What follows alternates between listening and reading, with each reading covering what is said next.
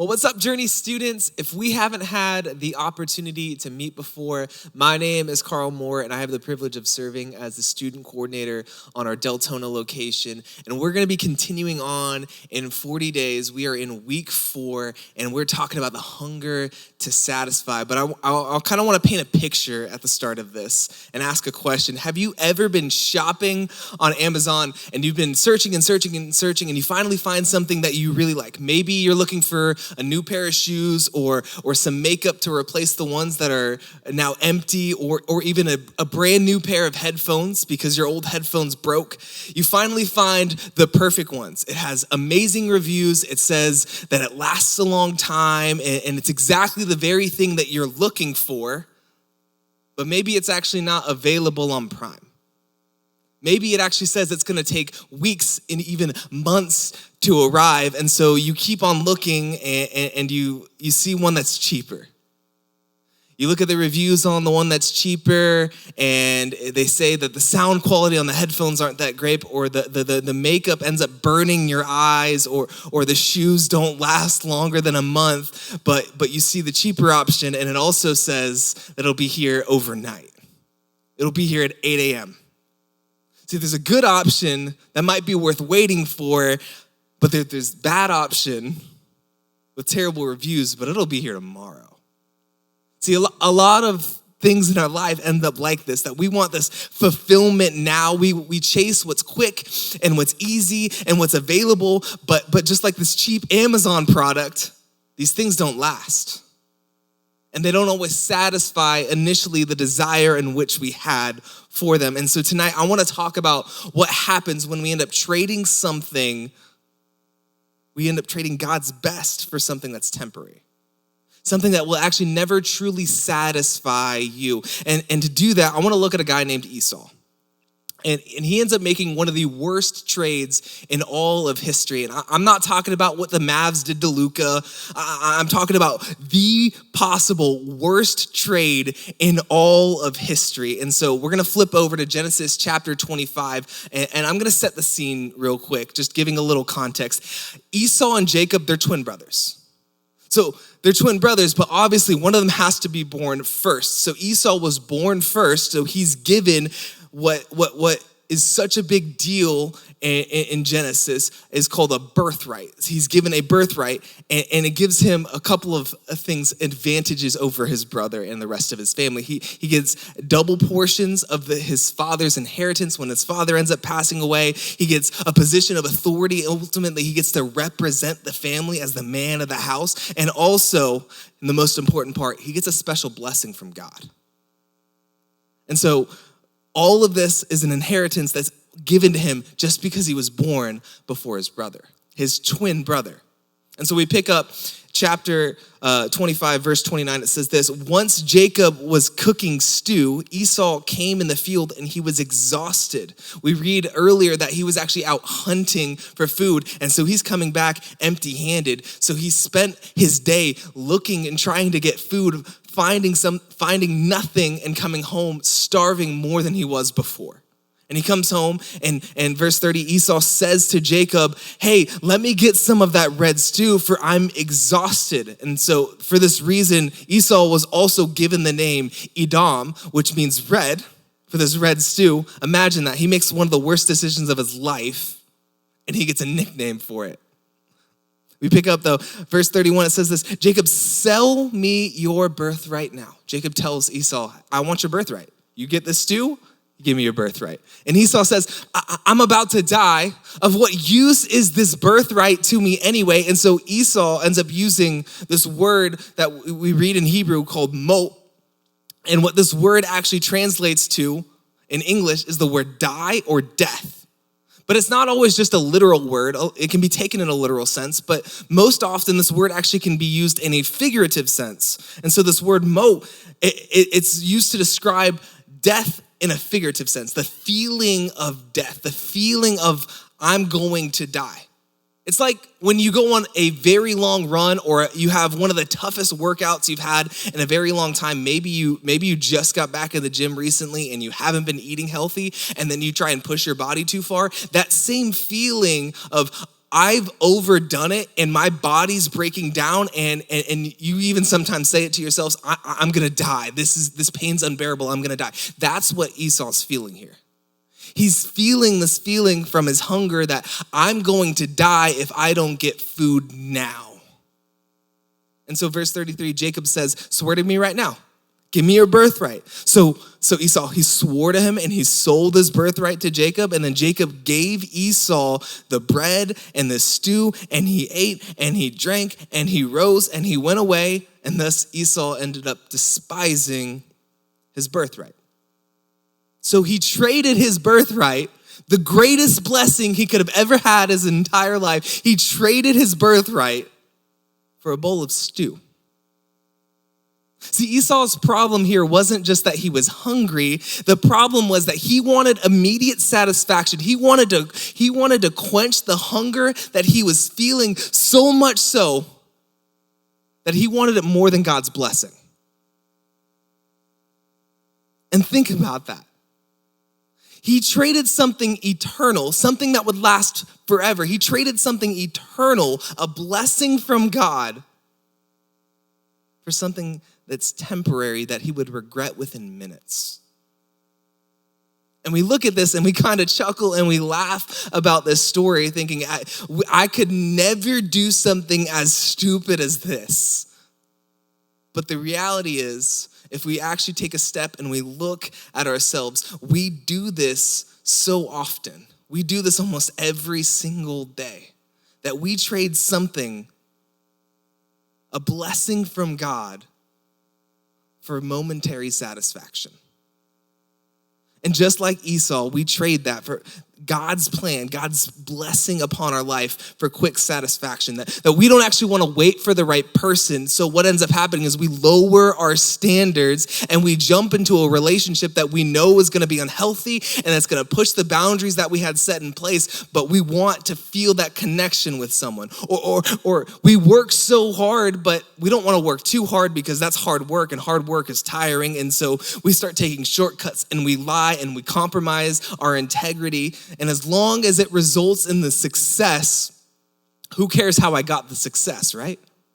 Or we think of, I just want to have fun. And so whether that's partying or vaping or watching things that we shouldn't, I want to get that pleasure. And so we think about, hey, this is going to give me the pleasure that I want. And ultimately what ends up happening is we feel more empty than ever before, chasing after the pleasure.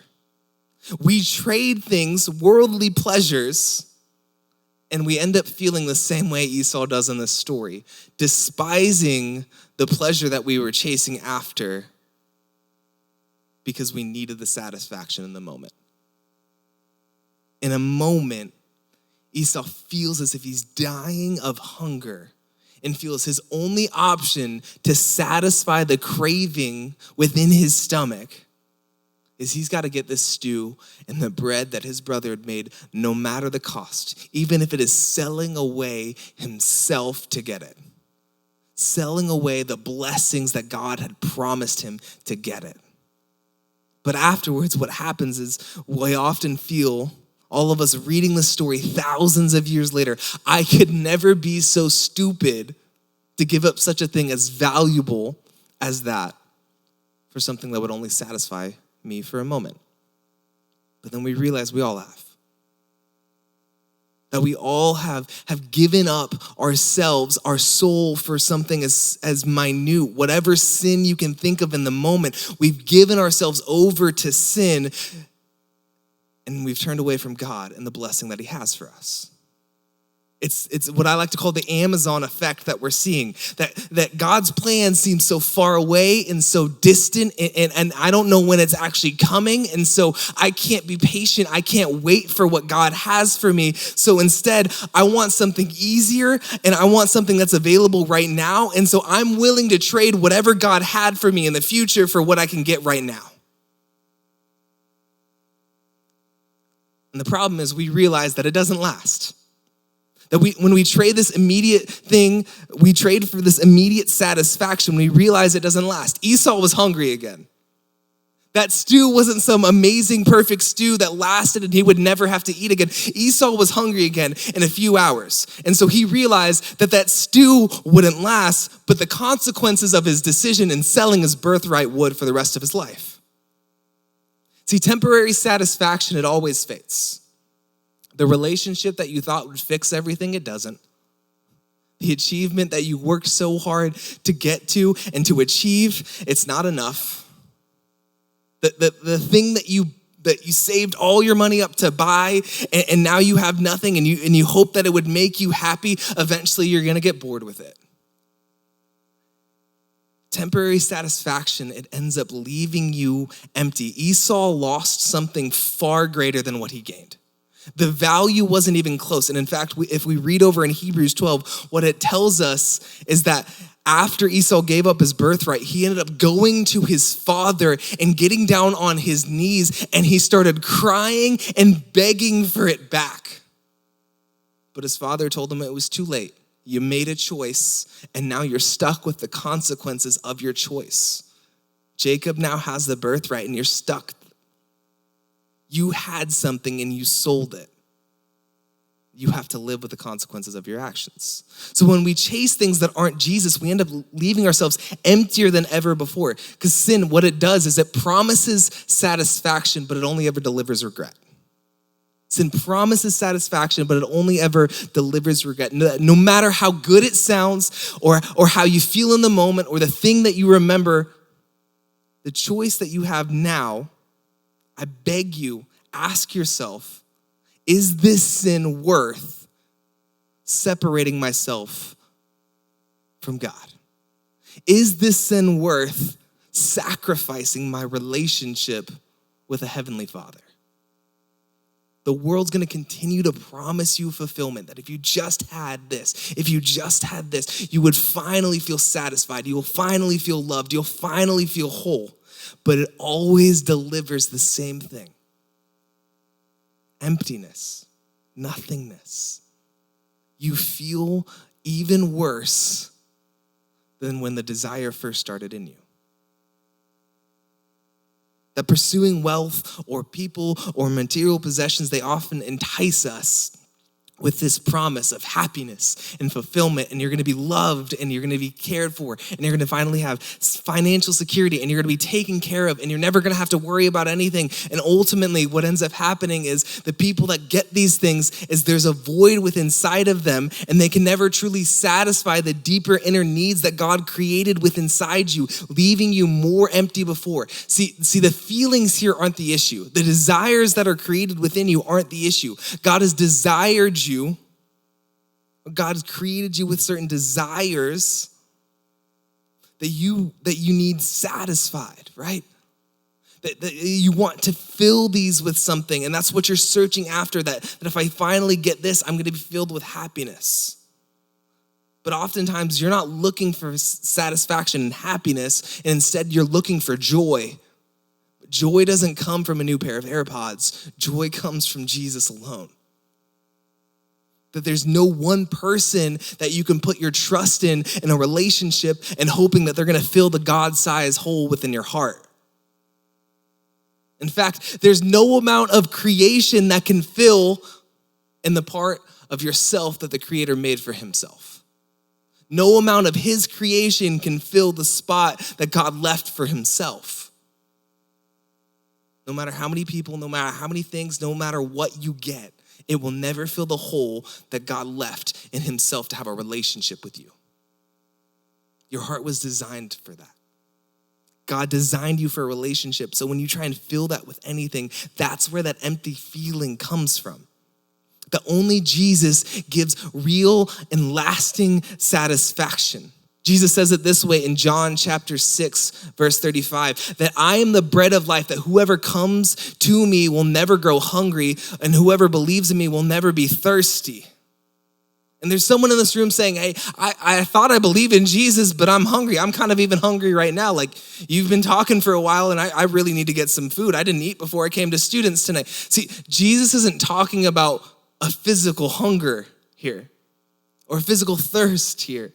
He's talking about spiritual nourishment, that there is something that he can offer that no one else can offer, the spiritual nourishment that you will never have that empty feeling within yourself anymore, the more that you pursue this relationship with him. That every time you choose sin over Jesus, you are feeling more empty because you're missing the point. You're missing the thing that was meant to fill the void that you're trying to fill with something else. So whether you've been following Jesus for 5 minutes or 15 years, the answer is the same. God is enough to satisfy you. He will satisfy your soul enough to make you stop looking for these quick fixes and what you're trying to choose for Jesus. So think about that. If you could go back and you could do the same trade, if you think Esau could do the exact same trade, do you think he would have? I don't think so. I think he would have trusted that there's something better coming. So what about you? What are you chasing that won't satisfy you? What are you trading that's a quick fix instead of waiting for what God has best for you? Where do you need to stop hustling for satisfaction and start trusting in Jesus? Because trying to find satisfaction in anything other than Jesus will never bring you true fulfillment.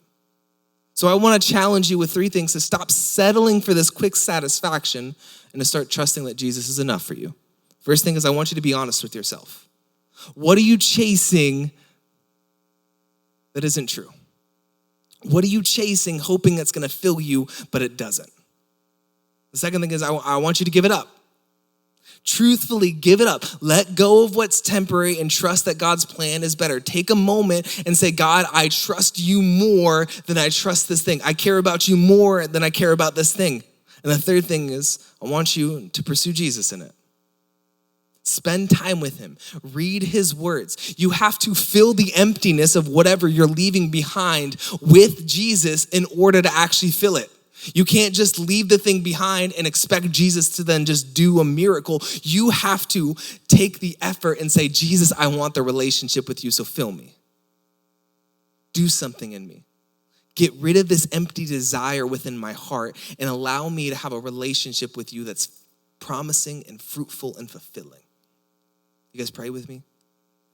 Jesus, I confess that, God, the things of this world, they will never satisfy me. That no amount of what I try and fill within my heart will never satisfy me. That I've been making trades that will end up leaving me empty. But Lord, there's only one thing that'll truthfully be the bread of my life that will actually fill me up, that will leaving me with a longing desire for you. So tonight, God, I choose you. I choose you. I trust that you are enough for me. I trust that I'm not enough, that no material is enough, that no person is enough, but God, only you will bring the desire within me to be satisfied where I am with what I have. So Lord, fill me with your cup, that it will be overflowing so that I would be satisfied in you and you alone. It's in Jesus' precious and holy name we pray. Amen.